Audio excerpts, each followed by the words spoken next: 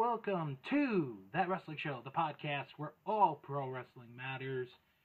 Yeah, we're a couple days late, but, we were never good on time anyway. So... What is time?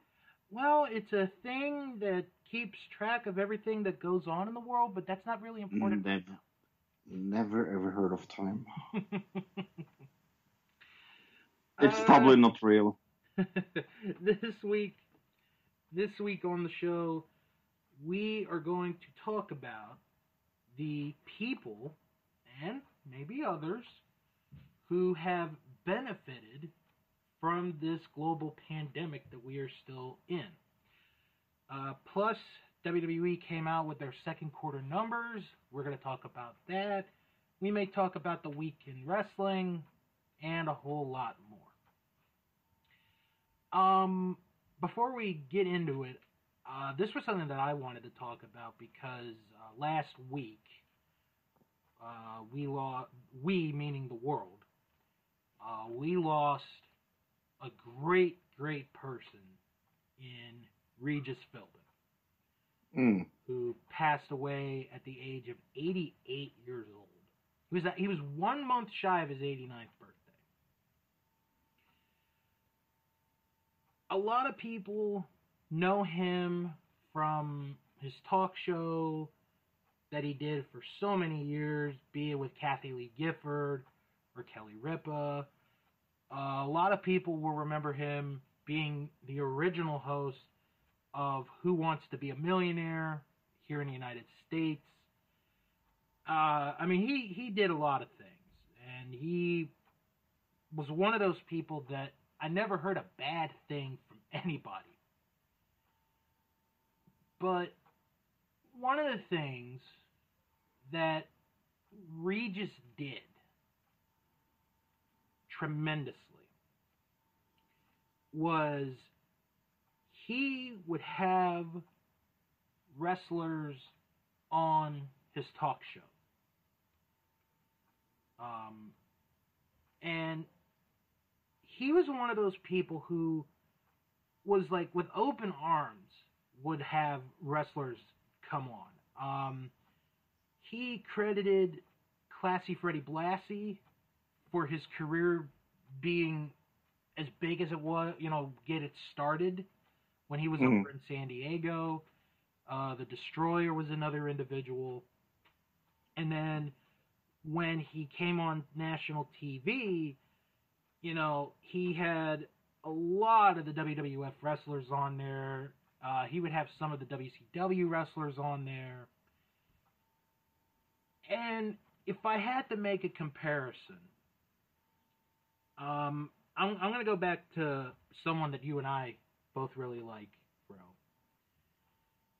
And that is Weird Al. Because the saying is, you have not made it in music unless Weird Al has done a parody of your song. Mm-hmm. I believe to a degree, in wrestling, you were not a big-time name unless you were on Live with Regis. I would agree with that. Because there were so many people that were on there. Savage went on there, Mr. Perfect went on there, Hogan went on there, Luger, Bret Hart, Undertaker, Rick Rude, Stone Cold, John Cena, The Rock. There were so many people. And if you were a guest on Regis and Kathy Lee, or Regis and Kelly, whichever one you want to pick, that was a sign that you made it, I think. Mm-hmm.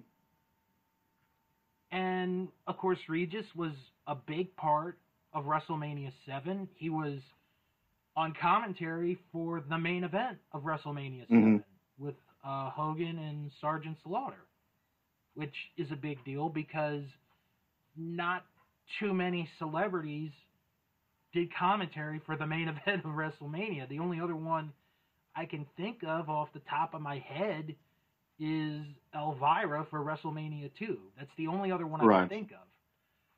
But Regis was one who, even if he wasn't a fan of wrestling, he represented the community very, very well. Mm. And I know we have this talk, and I know Jim Boy Star's going to say this to me the next time I talk to him, because, well, everyone's going to get into WWE Hall of Fame, which is true. How is Regis not in the celebrity wing? Yeah, no, it's atrocious. I mean, he should be in by now. Yeah. Maybe when they decide to do the Hall of Fame this year, if they do, maybe Regis will finally go in. But it you know, it was a little sad to hear that he passed away. Of course, I could hear him right now probably interviewing Andre the Giant or asking a $500,000 question to Randy Savage right now. But he will truly be missed, not only from an entertainment point of view, but also from a pro wrestling point of view. And I also want to mention, yesterday we got word, or Friday we got word, that Rollerball Mark Rocco passed away. If you don't know him outside of England, he was the original Black Tiger in Japan. And the Black Tiger character comes from, the Tiger Mask anime series, the original one. And that was the main villain on the show, was Black Tiger. And when New Japan got the rights to use Tiger Mask as a wrestler, they were able to get Black Tiger, and Mark Rocco was the original Black Tiger. Mm. And I've seen a couple of his matches as the Black Tiger, and he is very, very good. I would recommend everyone who, doesn't have time, or, doesn't have anything to do, go up on YouTube, type in, Mark Rocco Black Tiger, and you'll see his stuff. Probably the last thing you and I saw him in was British Boot Camp for TNA. Yeah. Yeah. Because he was there for that first season. I don't know if he was there for the second one or not. I don't think so. But yeah, he will truly be missed. One of, I would say he was an underrated wrestler. Go watch his stuff. He's really, really good. I think he was like 69 or 70. He was young. It's still young to think about it.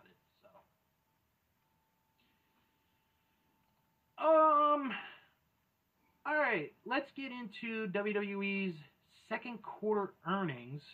Believe it or not. Yeah, because they were so good. Yeah. I looked at them and I said, wow, I wish I could buy stocks right now. Yeah, even though some company just suggested this week, like, don't buy their stock right now. Okay, gonna give you the notes here. Revenues were $223.4 million compared to $268 million in the prior year quarter, reflecting the timing of the company's large-scale event in Saudi Arabia. Revenues reached a record $514 million year-to-date, representing a 14% growth from the prior year period. Operating income was $55.7 million as compared to $17 million in the prior year quarter. Adjusted OIBDA1 increased to $73.5 million from $34.6 million in the prior year. The free version of the WWE Network, which was announced on June the 1st, unlocking a portion of the content library to expand, reach, and engage of its direct-to-consumer streaming service for all fans. Network average paid subscribers declined 1.5% to 1.66 million, while ending paid subscribers increased 6% to 1.69 million. Digital video views increased 10% to a record 9.9 billion, and hours consumed increased 15% to a record 374 million hours across digital and social media platforms. E-commerce revenues nearly doubled to $12.6 million, substantially offsetting the loss of venue merchandise sales, with 76 fewer events in the quarter. A couple of other notes to mention real quick. Due to COVID-19 and related government mandate impacts on WWE, the company continued its various short-term cost reductions and cash flow improvement actions. These actions contributed to WWE's enhanced liquidity, which reached $548 million in cash and short-term investments as of June 30th. The company is continuing to adapt its business to the changing environment with a focus on enhancing the production of content and furthering fan engagement. Management may resume its opportunistic acquisition of stock under the company's $500 million share repurchase program, subject to WWE's business outlook and liquidity, as well as whether share repurchases compare favorable to other capital allocation alternatives. And management continues to believe the company's growth prospects remain strong and that WWE is well positioned to take full advantage of the changing media landscape and increasing value of live sports rights over the longer term. I don't know how this was their biggest quarter ever. It just was. It makes absolutely zero fucking sense. It really does.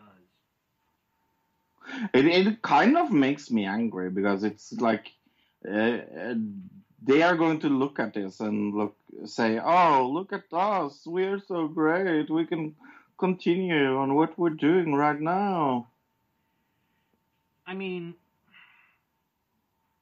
they had to release, for no reason whatsoever, over 24 people from their jobs, which they did not have to do. And yet, WWE is going to have their biggest business year ever because of this. Makes no freaking sense whatsoever. Yeah, like I said, this is just like, I don't like it. Yeah. Now, sticking with business news in general, in Japan, it was announced on July 27th that DDT, Pro Wrestling Noah, Tokyo Joshi Pro Wrestling, and Ganbare will be merging into one company on September the 1st, which will be called Cyberfight. The name comes from the parent company, Cyber Agent, which owns both groups, DDT, Noah. Senshiro Takagi, who has been running DDT, will head the merged company. What is important to note here is that the 4 promotions that were mentioned will stay afloat.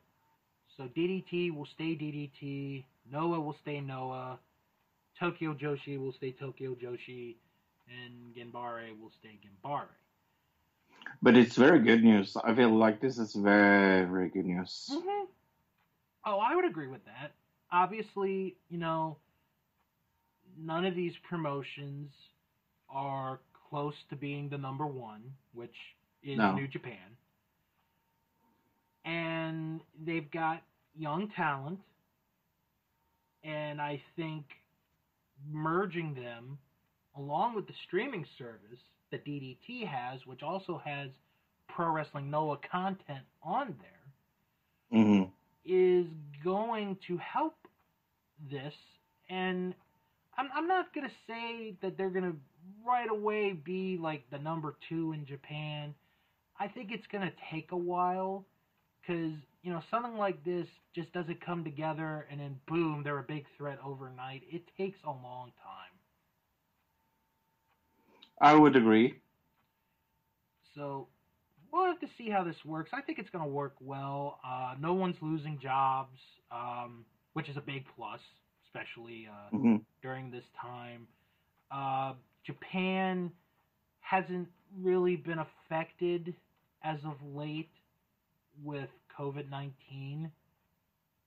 Like, they haven't had people be sick again as badly as here in the United States. Right. So I think, for the most part, they're going to be all right. Everything's gonna be I all don't know right. why I said that so slowly just now. Do you have one more list? If I have one more list of what? The TV shows, and if you've seen them or Oh! How far are we? You're down to the last 50. Yes, I am. Okay, cool. I will find that right now. All right. And while he does that, I'm going to do a quick plug here. Probably sometime later today, going to be a new part of the summer series with myself and Jim Boy Star. We're going to be joined by Sarah as we review Battleground 2016. That'll be put up today. You guys can listen to that show after you're done listening to this show. So you're going to get your money's worth today. And what I mean by your money's worth, I mean you don't have to pay anything. Cool. I am ready. All right, last 50. So Fro's going to name me a show that is in the top 250 rated on IMDb. I have to guess if he has seen a full season of that said show or not. That is correctly, sir. And let's go. Okay. Letterkenny. That doesn't sound like a show you'd watch. No. Impractical Jokers. Impractical Jokers. I'd say you would watch that. Yes. Louis. Louis. I'm Louis Anderson. No, that. Yeah, no, not that Louis. The other Louis C.K. Yeah. I want to say you've seen it. I have. Big fan. Mr. Robot. Yes. Yes. Succession. Succession, yeah. Like following someone. I'm going to say yes. That is 110% correct, sir. All right. Succession, yes. Alfred Hitchcock Presents.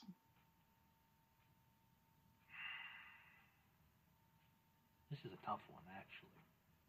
Made long before I was born. born. I know, but have you had the capabilities of seeing it? That's the question. I'm going to say no. I have. Love it. Oh, you have not? All right. I love it, I said. Oh, you love it. I have, yeah. GTO. No. No. And Dower. No. Nope. The Night Off. The Night Off. Mm-hmm. I'm going to say no. It's actually very, very good. It's right. about this woman that gets stabbed in this HBO series. Big Little Liars. Yes, I'm going to say yes. Yes. Let me see. Silicon Valley. Silicon Valley. Yeah, I'm going to say you've seen that. Mm-hmm. Victorious. No. It's a very good comedy show. Homicide, Life on the Street. I'm going to say you've seen that. Yeah. Hey, Bill, do you think I have ever seen Whose Line Is It Anyway? I'm going to take a wild guess and say yes, you have. I think so as well. Spartacus, Gods of the Arena. No. Nope. Couldn't give two shits. Hannibal. No. I have seen Hannibal, sadly. Yes. Horace and Pete. Okay. I have never heard of this. It's a British comedy show from 2016, according to IMDb. I'm gonna say no. But I have seen this because it is with Louis C.K. Naruto Shippuden. That's a no. No. The Office, the original one. Yes. Them UK version. The UK, yes, you've seen it. I am Alan Partridge. Oh, hi, Alan Partridge. How you doing? Hi. I'm gonna say no. No. John Adams. No, you don't really care about that kind of history. I don't, but I have seen that. Sons of Anarchy. Sons of Anarchy? Mm-hmm. Yeah, I'm gonna say yes. Yep. Black Books. Black Books. Yes. That is 110% correct. Buku dake ge inimashi. Oh, that's a definite no. Mm-hmm. New Batman Adventures? Yes? No. Oh, okay. Your Lie in April? No. No. Mob Psycho 100? Mob Psycho 100. I'm gonna guess no. No. Spartacus! No, you haven't seen the show. I have. Dr. Horrible Sing-Along Blog. I'm hoping you have not seen it. I have not, no. Community. Yes. Yes. Queer Eye for a Straight Guy. Yeah, you've seen that. Yeah. Vikings. Yes? No, wait. Yes. Yeah. Of course, I've seen Vikings. I mean, it's more or less about my country. Pretty much. Yeah, more or less. Aesel. No. Clannad After Story. No. No. My Brilliant Friend. So it's not about you, that's for sure. Yeah, I know. I'm going to say yes, you've seen it. It is a French story that is very, very good. Hilda. Yeah. Yes. Nope. Hilda follows the adventure of a fearless blue-haired girl as she travels from her home in West magical wilderness full of elves and giants. Never ever heard of it even. Feud, Betty and Joan. I'm going to say yes. Yeah, that is definitely up my alley. Guardian, the Lonely and Great God. Yes. Nope. Luther. Yes. Yes. The Adventures Bros. Adventure Bros. No. Adventure Boys. Yeah. No, I'm going to say I have. The Kick. The Kick. Mm-hmm. No. It's very good, sorry. My Hero Academia. No. No. Meme Review. Why is PewDiePie on this list? Like, Meme Review? That is such a random thing. I'm going to say no. I have. Deli Crime. That sounds like a Fro show. No, it doesn't. Samurai Jack. Oh, this is a tricky one because it's not anime. Technically not anime. Technically not. I'm going to say yes. Samurai Jack going back. Yes. Kaku Hirikakaya Standalone Complex. No. Nope. Ramasoro Criminal. No. Nope. Samurai X. No. And lastly, but not leastly, Anscher Mutter und Servata. No. No. But that was very good German. I thought that was Japanese. If I have to say. No. Oh. You thought that was Japanese? Wow. Amazing. Amazing Grace. Oh, yeah, like you'd really sing that song. Come on now. How sweet the sound. Okay. I actually wanted to talk about this next topic, because I thought this was a pretty interesting article that WWE.com put up last week. They came out with their list of the top 10 matches of the first half of the year for WWE. Okay. The number one match was Undertaker AJ Styles, the Boneyard match. That's their number one. Okay. Here's the rest of the top 10 in no order. Yeah, I wonder what the other orders are then. Edge versus Randy Orton, the greatest wrestling match ever. Mm-hmm. The Men's Royal Rumble match. Drew McIntyre versus Seth Rollins for the WWE title. That one was really good, actually.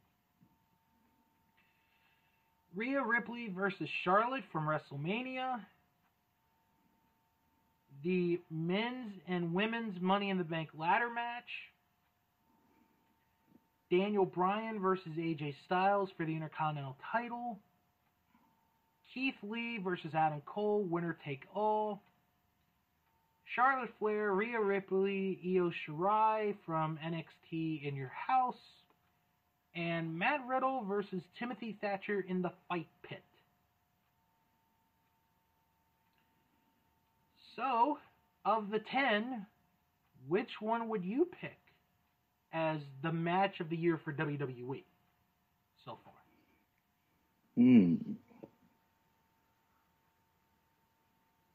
I don't know. Yeah, that's a tough one. I think I would go with the Boneyard match. Okay. But if you're talking an actual match, Drew and Seth would get my vote. Yeah. If you understand where I'm coming from on that one. Yeah. Which I think you do. I do. Yeah. So we put this poll up on our Facebook group and asked them, which match would you vote for in WWE as your match of the first half of the year? Well, we have a tie. And I gotta say, I'm not disappointed on this one, actually. Because the tie is Daniel Bryan, AJ Styles Intercontinental title match and the triple threat match from NXT in Your House. But the tide is cyan, something. Very good, bro. Very good. Ratings came in for Wednesday night, and yay! Once again, AEW defeated NXT in both demographics. It wasn't by so much this time. Not as much as the previous week. AEW had 773,000 viewers. NXT had 707,000, so it was closing the gap a little bit. But that key demographic, 18 to 49, that's your big difference. AEW was on top again with a 0.3. NXT was at a 0.18. You have to take into consideration that baseball was playing on Wednesday night. So, how they both do this week with NBA basketball back, hockey back, trying to think what else there is. Baseball. It's going to be interesting to see how both do this coming week. Meanwhile, on the Monday Night Raw side, they had their lowest rating for the third hour ever this week. The lowest. Hour 3, 1,463,000. That is their lowest third hour viewership ever. Wow. When, compared to the first 2 hours, they actually did pretty good. Hour 1 was 1,699,000. Hour 2, 1,688,000. It's that third hour, Fro. It's that third hour. They just can't. I don't know what to say. I really don't. How many times are fans going to say over and over again, get rid of the third hour, get rid of the third hour? Well, they need to get rid of the third hour. They really do. See? I said it again. And compare it to 2016, when the first episode of Raw in 2016, the third hour, brought in 3,503,000 viewers for the third hour. Yeah. Oh my God! In 4 years. 4 years. But that's one of the things that I kind of like about it. It is at least showing that there's something very rotten. Mm-hmm. Yeah, there is definitely something rotten in Denmark. Let's talk about Impact. Yes, very good this week as well. Yes, they had another good show this week. I am a fan of Wrestle House. Good. I'm all in on Wrestle House. I think match time is going to be the new hit phrase of this decade. Match time! It is funny. Now, I wonder how long they're going to do this. The gimmick? Yeah. As long as it works. Well, I'll see. I mean, go ahead. TNA isn't really known for letting gimmicks go. Yeah. So. I'll say this. They definitely got the right group of people on there. Oh, yeah. I cannot complain about that. I think right now, I think Impact, funny enough, has one of the strongest women divisions and tag team divisions. I'm not going to say singles division because I think AEW beats them there. Yeah. But when it comes to tag team and women, I think Impact has it. I'm going to ask you something because I'm glad you brought up the women's division.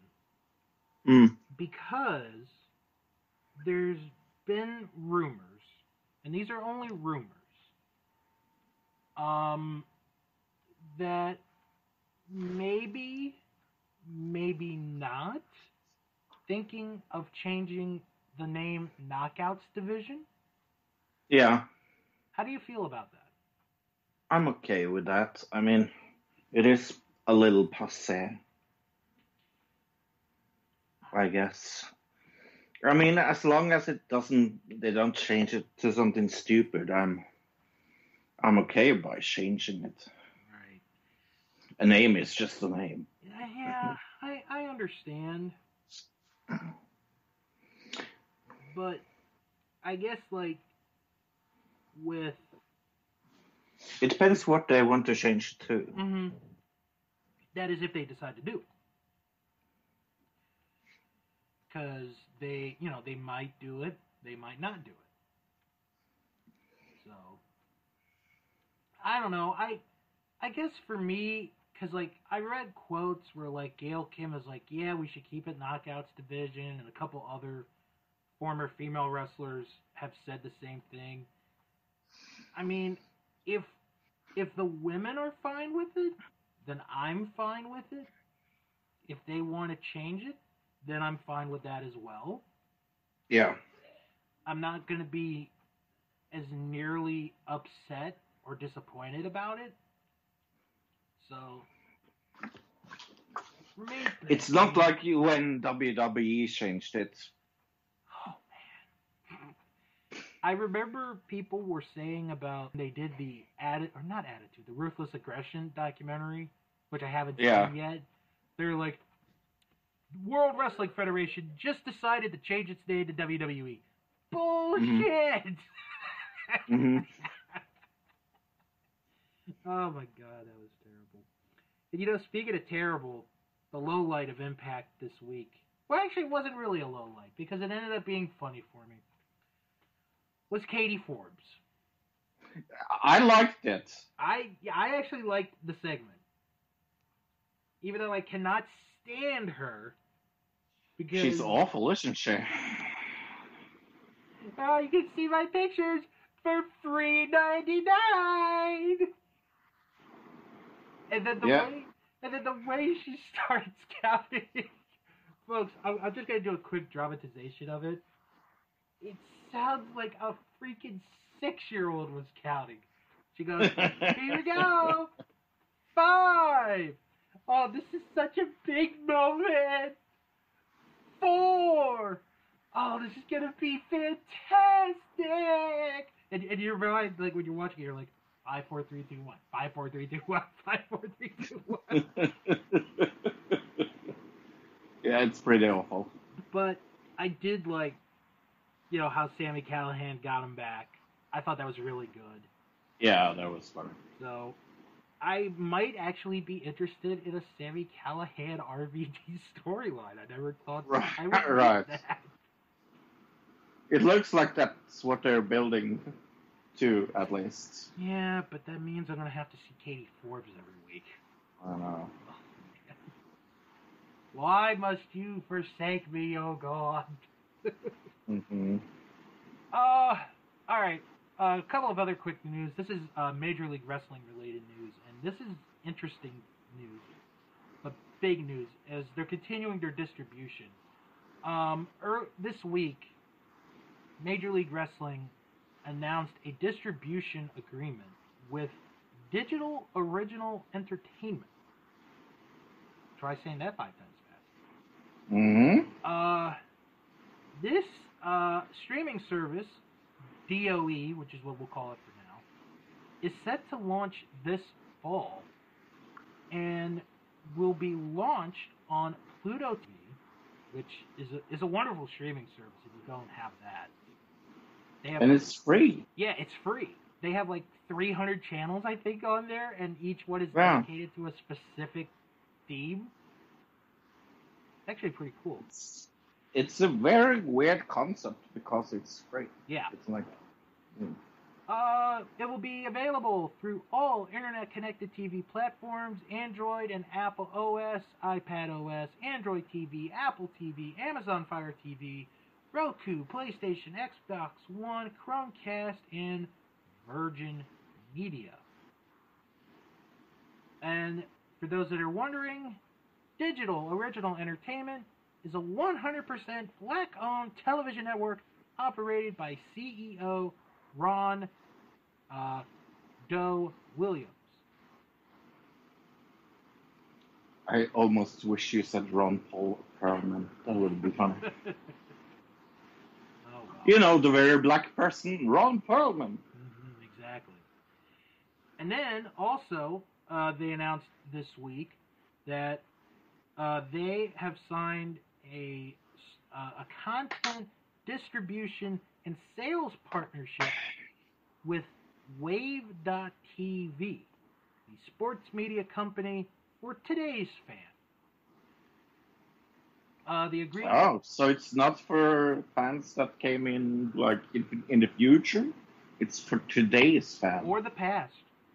Mm-hmm. The agreement will include social media distribution of MLW athlete and league content across Wave TV's portfolio of media brands, with an emphasis on combat sports media brand Haymakers. Wave TV is a sports media company, like I told you, through a portfolio of media brands covering a wide array of fandoms and genres. Wave.tv entertains modern-day sports fans with the programming they love, produced for the digital platforms where they spend the most time. Their programming can be discovered across Snapchat, Instagram, TikTok, well, maybe not for too much longer, Facebook, YouTube, and other core and emerging platforms. Yeah, invest in TikTok stocks, everybody. I think that is going to sell very, very much right now. You probably have a better chance with TikTok than you do with WWE. Probably. And I'm not even in the stock market. So there. All right. Let's get into what we let's talk about we've been in this pandemic now for about 6 months, close to 6 months. And while there have been a lot of negative in what all of us have gone through, there have been some positives in, pro wrestling over this time. And this is a very strange period to be in, because you would think, to a certain degree, that nothing or no one can improve from basically being stuck. But, yeah, I mean, I think one of my, if we're going to start on the list, I think one of my obvious ones is Drew McIntyre. Oh, God, yeah. I mean, we can't talk about the coronavirus times without saying how much he was pushed in this period. Is definitely one of the biggest winners for me. Mm-hmm. And the thing with Drew, amazingly, and in a good way, no one's getting tired of him. Right. Everyone likes him, still likes him. He's actually been one of the better WWE champions of the last 5 years, maybe even 10 years. That's how good he's been. And you can see it every week, either it be in the ring or on the mic. I'm actually glad you brought up Drew, because he was going to be one of my first people to bring up. So, if we're going to bring up individuals, I'm going to bring up Orange Cassidy. Oh, definitely. Here is a guy who, unless you followed him on the independent scene, has this gimmick of, it's life, it's whatever.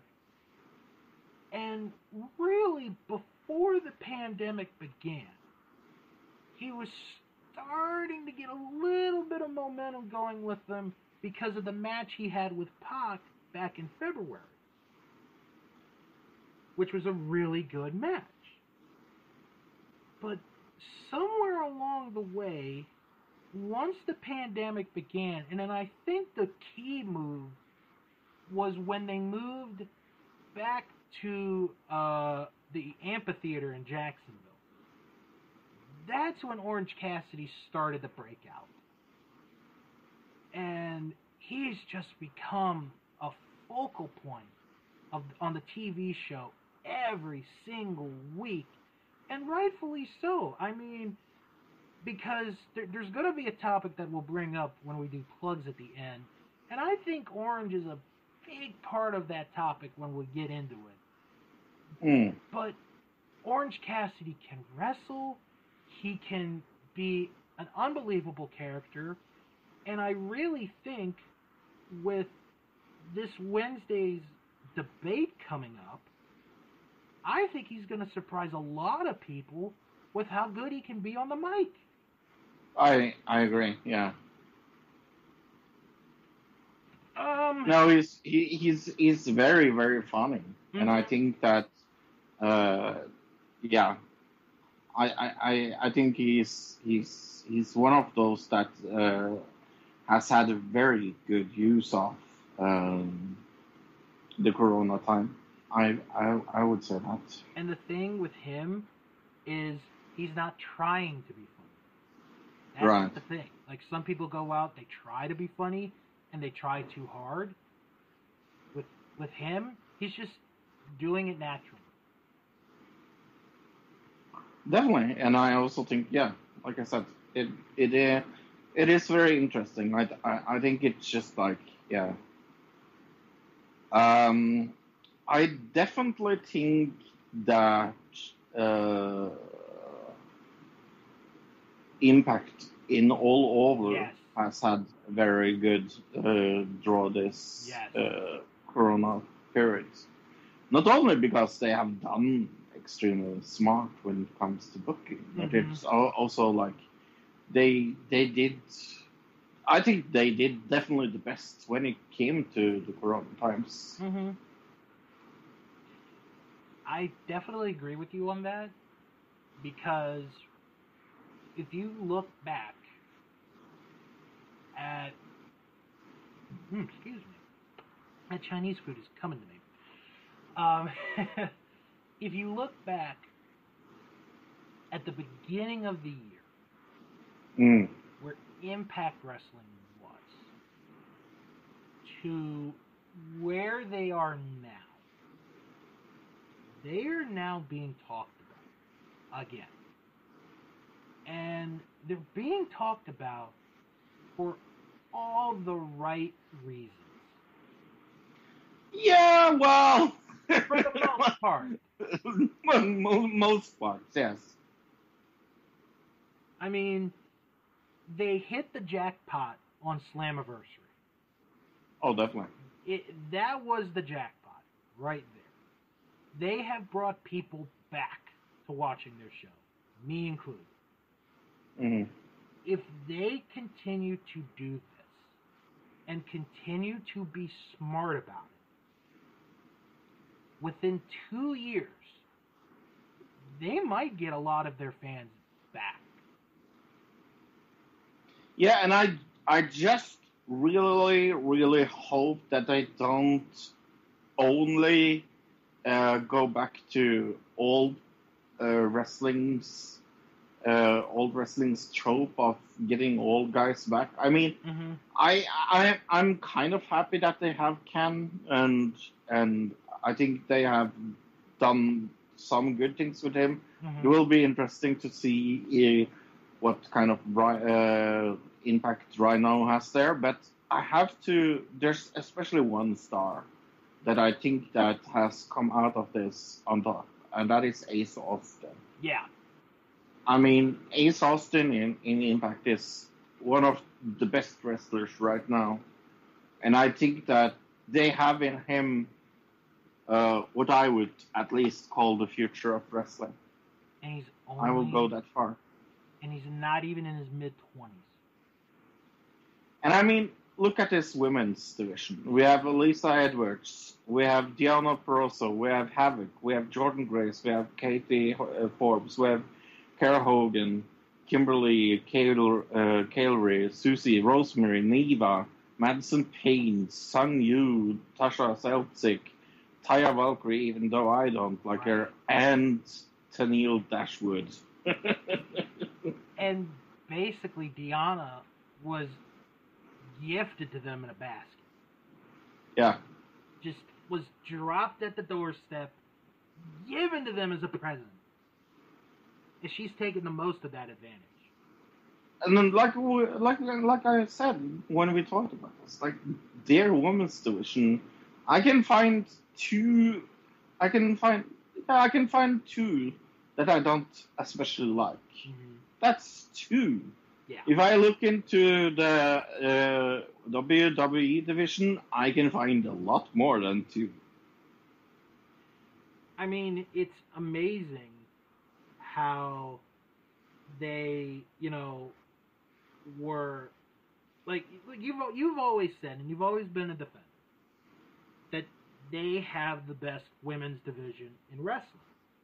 Right. Yeah. And I think over the last couple of months, people like myself are being reminded again that they may have the best women's division in all of wrestling. Because it's far better than AEW. I think that's AEW's weakest division, but that's with all due respect. And I think they are miles ahead of WWE because WWE lost their two biggest stars in Becky Lynch and Charlotte. And with all due respect to Bayley and Sasha Banks, who are very good wrestlers, I can't get behind their gimmick right now. Right. I agree. really can't. And then who else? Okay, the exception I think is Asuka, but who else in that women's division can you get behind? Yeah, and a little like what you talked about, I think also like their tag team division has been very good. I mean, especially the Desi Hit Squad with Gamma Singh and everybody else. I mean, it's so it works on a different level. And now that they have the Motor City Machine Guns back and they're the tag team champions, who knows what combinations are going to come from there to, challenge. And they just got the Good Brothers. Mm-hmm. They just got the Good Brothers. Mm-hmm. How amazing that is that? And the North that has carried, that has carried the Impact division for so long. Amazing. And I agree with you. I think their weakest at the moment is their singles division, but but again, it's not their fault. No, I mean, I think the most negative point is that they have the title on Eddie Edwards, and that is kind of feeling like all the Impact again. But again, I guess I understand it, and I think they need to push people like Ace Austin, Crazy Steve, and Daga. Mm-hmm. And to a certain degree, Des as well. Just like they have so many young people in their roster that they are trying to build up, and I think that's why they brought back Eric Young as well, because he is that kind of player, and they have that. Especially in Rhino. Rhino, like, people doesn't know that he's a trainer. Mm-hmm. He's a wrestling trainer, and I think that bringing things like that back is very intelligent. I mean, like we said, Impact's going to get better. They're going to get better, and I just think it's a matter of time. So Yeah, they need time. They need to build things up. They need to get it in again. Mm-hmm. Okay, I'm gonna mention a name, and this may surprise people, but I'm gonna explain why. Samoa Joe. Mm, He has been so good on commentary that I agree. when I'm watching Raw, it's actually viewable to watch. It's bearable to Mm, watch. And part of it is because of Samoa Joe on commentary. He's not. mm, He doesn't play the heel announcer, which I think if he did, he probably would be good at it. He's commentating from the point of, hey, I've been a wrestler for 20 plus years. I know the ins and outs of everything. I know what they're doing. I know what they can do. This is what they're going to do. And he doesn't come off like an annoying prick, unlike other, former wrestlers have. He comes mm. off as a guy who knows what the hell he's talking about. Yeah. And that's something that's No, I really agree. missing. And that's kind of where I was thinking I would go as well when it comes to NXT, because NXT is definitely one of my winners, Mm-hmm. and I think that I'm not especially interested in Keith Lee as their NXT champion, Right. but Io Shirai. Oh, they have a good one there. And then they have the Imperium. I mean, holy moly, I love the Imperium. Yeah. It is just that amazing. And then they have also like Walter that they can have, and Kaylee Ray and what is the tag team called again? Are you thinking Undisputed Is it- Era? No, Gallus from NXT Oh yeah, yeah. UK. Yeah. So they have both NXT UK and normal NXT. And like I said, NXT is the only program on WWE I can watch right now. Right. And it's mainly because of this. It's like they are that amazing. I'm actually glad you brought up NXT because this came across last night, and I wanted to read this. NXT is about to get a little bit better Mm-hmm. because they signed 2 wrestlers who had wrestled in Evolve Wrestling, in Anthony Green and Leon Ruff. Leon Ruff, I have heard of. Yeah, he's been on TV for a while, but he never had a contract. Anthony Green, I'm telling you folks right now, they give him the door to, like, if they open the door and let him run, watch out. He's going to be amazing. One of the things that I also want to bring up is Shotzi Blackheart and how amazing she has been in NXT as well. Like, she's one of the women that I'm definitely looking at every week as an amazing wrestler. They have some very good wrestling in NXT. And like I said, I don't especially understand that they put title on Lee, but that's me. You just want to ride on that small tank that she drives every week.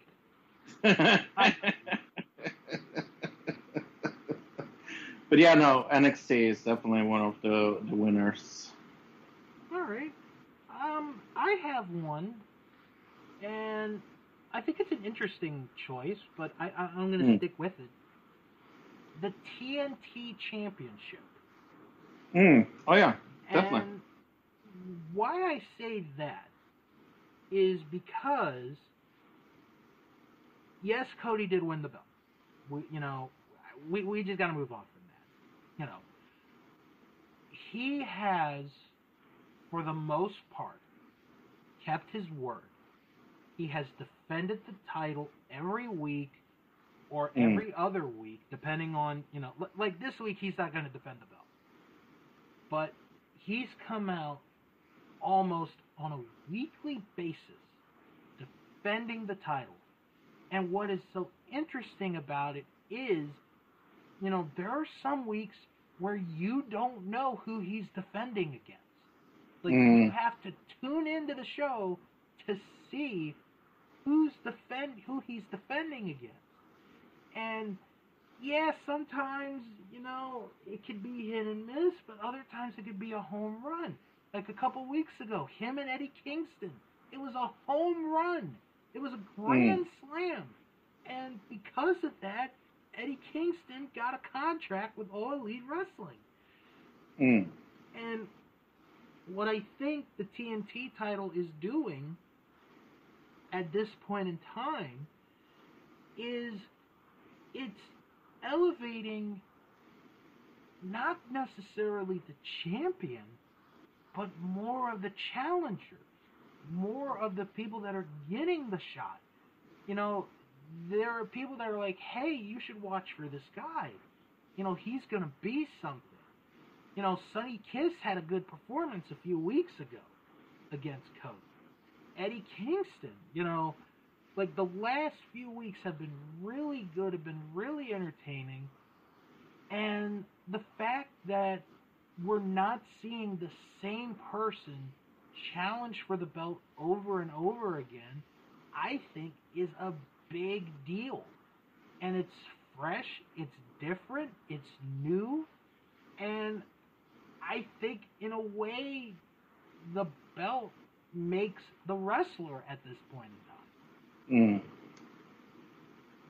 Yeah, my next pick is very controversial, and I understand that people will say, what, you don't even watch the product, but my only pick from WWE other than McIntyre is Braun Strowman. And you can say that the Universal Championship doesn't mean anything, and to a certain degree, I agree that him as a title holder is very smart for WWE. It makes me at least interested in it.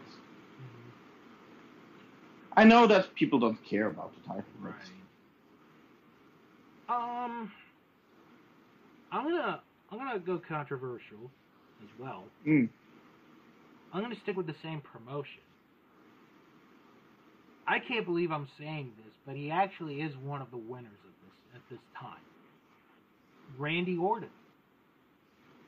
Yeah, I would agree to that. Yeah. Randy Orton has taken control when a lot of the other veterans would, like if we weren't in this, there probably would be other wrestlers in his position.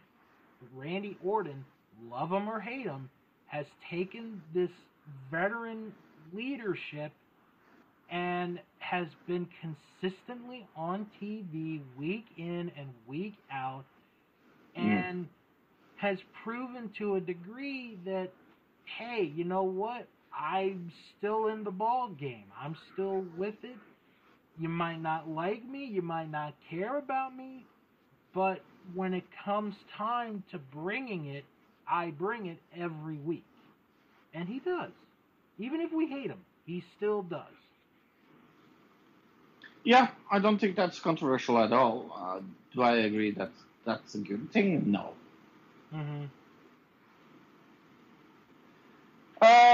Yeah, I think that's it. I think we should move on. I have to move on soon, so. Okay, I think we'll wrap it up here for this week. I think we came up with a very good list, to be honest. Yeah. Very good list. Tell us, on our Facebook group and on Twitter, who you think some of the winners have been during this pandemic in the world of professional wrestling. Actually, you know what? I'll mention one real quick, just to say it. New Japan. They've done nothing wrong this entire time, so they're a winner as well. Okay. If you have any questions or comments, send an email, wrestlingman@thatwrestlingshow.com. Follow the show on Twitter at Wrestling Show 11. Follow the show on Instagram, That Wrestling Show. Join our Facebook group. It is That Wrestling Show fan group. You type that in the search bar, and boom, you are right there. If you can't find it, it's okay. I always post the link in the description of every episode. And visit our Patreon page, patreon.com/That Wrestling Show. If you like what you heard here this week, check out our extra content where you can subscribe for as low as $1 a month. Believe me, you get some very good content for $1 a month. And check out our store, teespring.com/podcast/ teespring.com/store/That Wrestling Show. Alright, Fro, what did you guys discuss this week on Another Digital Citizen? I know you had somebody very interesting with you. Oh, yes. We had an interview with an amazing lady that is named Van Galt. And the main topic that we talked about, and I have to look this up because I can't say it without looking it up. That's for freaking sure. Amazing author. She was super nice to be there. And we talked about a starseed's purpose in the fifth dimension. Okay. Yeah. Yeah. Yep. Kick some ass. Yeah. Like, kick some ass. Yeah. Alright, podcast you guys should check out. Check out our Vantage Point, the Retro Wrestling Podcast with Joe Murata and Michael Quinn. They take you through the world of retro wrestling like no other. This week, in their Up-and-Comers segment, they discuss Alex Wright, plus Week 3 of the Royal Flush of the Worst Talkers in Wrestling, and they review an episode of WCW Main Event from October 12th, 1996. That is our Vantage Point, the Retro Wrestling Podcast. Now, if you like your podcasts hosted by one individual, just one guy, check out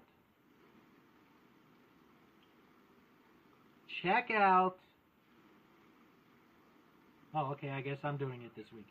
Greetings from Allentown. With your host, PW Peter Winston. He watches one episode of wrestling each week in his own unique perspective. This week, he watches an episode of Mid-South Wrestling from November 14th, 1985, which features Ric Flair defending the NWA World Heavyweight title against Ted DiBiase. That is Greetings from Allentown.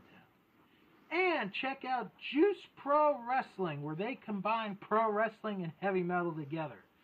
This week, they have a very good topic, and Fro, if you're listening, I'd like your opinion on this. Does humor belong in wrestling? Yeah. I think so.